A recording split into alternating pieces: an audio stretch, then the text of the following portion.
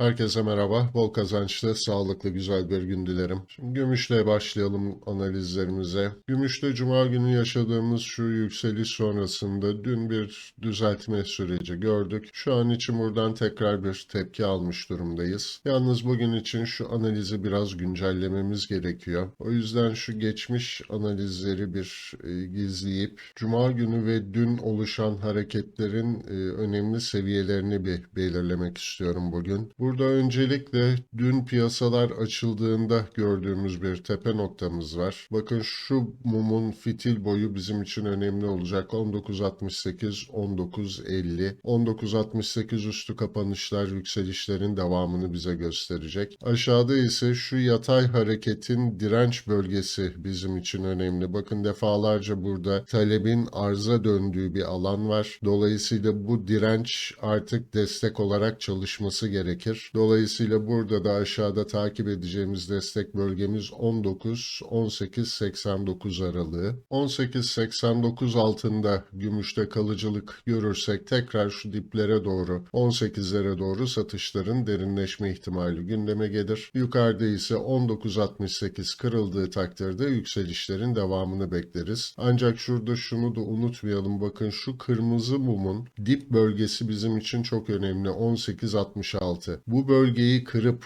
bu bölgeden alım yapanları stoplatıp tekrar yükselişe geçebilir. Dolayısıyla şu alanda bir tuzak atma ihtimali var. Bunu da göz ardı etmeyelim. Bu bölgeden yapılan alımların mutlaka 18.66 altına stop konulması gerektiğini unutmayalım. Şimdi buradan bir ons altına geçelim. Ons altında da bakın geçmişte şu alanda destek olarak çalışan, 4 defa destek olarak çalışan, daha sonra da kırıldığında direnç olarak çalışan bölge yine destek olarak çalışmaya devam ediyor. Burada takip edeceğimiz seviye 1640. 1640 altına sarkmalar yaşanabilir. Bu da 1634'e kadar normal karşılarız. 1634 altında kapanışlar görüyorsak stop olmamız gereken bir sürece girdik demek olacak. Yukarıda da takip edeceğimiz direnç bölgesi gene bakın şu konsolidasyon sürecinden gelen ve 3 defa direnç olarak çalışan bölge tekrar direnç olarak çalıştı. 1672-1668 direncini takip ediyor olacağız önümüzdeki süreçte. Şimdi buradan bir altın gümüş rasyosuna bakalım. Altın gümüş rasyosunda daha açıkçası altının ve gümüşün yükselişine yönelik çok fazla bir sinyal alamıyoruz. Şu yükselişin %61.8'ini bakın nokta çalıştırdı ve buradan bir tepki alıyoruz şu an. Dolayısıyla aşağıda %61.8,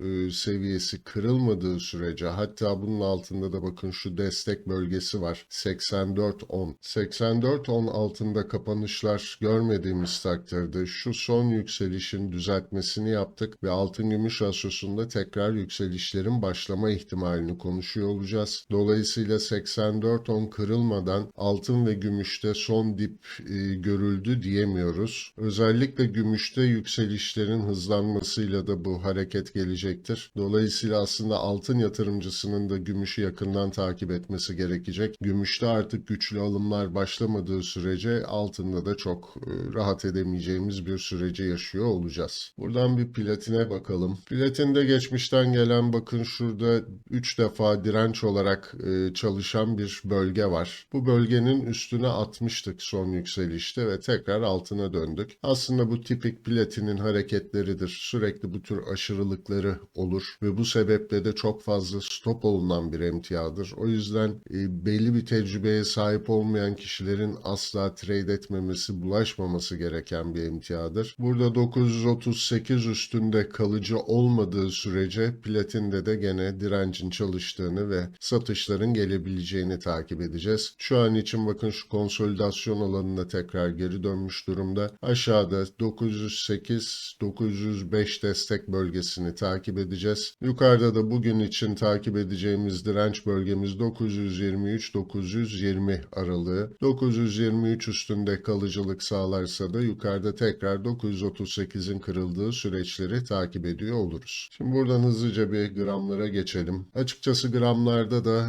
dolar Türk lirasının o sabit duruşu, sürekli kamu bankaları ve Merkez Bankası tarafından baskılanıyor olması, gramlarda da sadece onslara odaklı bir hareket süreci takip ediyoruz. Gram altında takip edeceğimiz bölge 989-984 aralığı. 984 altında kalıcı olduğu takdirde tekrar önceki diplere doğru 970-965'lere doğru satışlar derinleşebilir. 989 üstü kapanışlarda da tekrar 998-995 direncini takip ediyor olacağız. Bu süreçte dediğim gibi gramları takip etmek yerine onsları takip etmek çok daha sağlıklı olacaktır. Buradan gram gümüşe geçersek, gram gümüşte de takip ettiğimiz direnç bölgemiz 11.75-11.47 bölgesi. 11.75 üstü kapanışlar görmediğimiz takdirde aşağıda 10.90-10.68 desteği tekrar gündemde olacaktır. Yine dediğim gibi gram grafikleri yerine ons grafiklerini takip etmek çok daha sağlıklı olacaktır. Dolar Türk lirasındaki baskılama devam ettiği sürece. Evet, altın ve gümüşten de bugünlük bu kadar diyelim. Tekrar görüşmek üzere, hoşça kalın.